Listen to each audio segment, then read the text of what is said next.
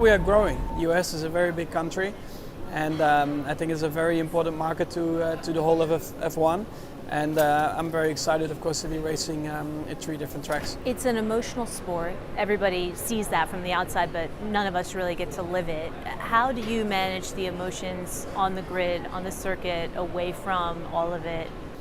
Sometimes it's a bit easier than other times. It also depends, of course, what is happening. I mean, for us, Austin was a very tough weekend, of course, with Dietrich passing away, basically the man who created everything for us. So for sure, also as a person, you know, it's a bit difficult sometimes to accept, but you have to move on. The team has to move on.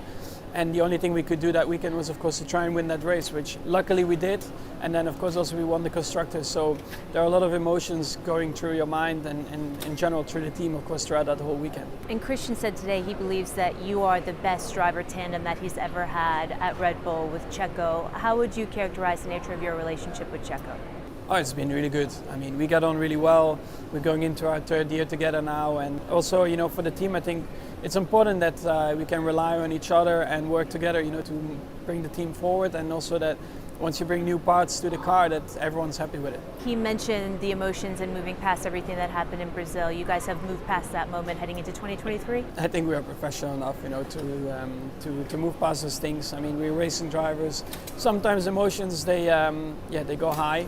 But that's normal. I mean, we all are full of adrenaline after a race too. How much do you lean into the rivalry with Mercedes? I mean, that's something that's very fun for fans who love to kind of watch week in and week out. Is that something that fuels you? How do you process that rivalry? It's not something I necessarily fuels me, but I mean, there are more great brands out there, you know, especially like Ferrari as well, McLaren.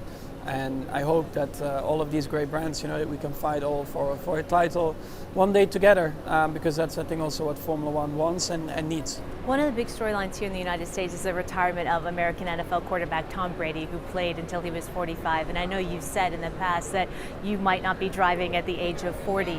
You have aspirations outside of being a driver. Do you have interest in the future of maybe being a team principal, or what else would you like to explore? Nothing in Formula One.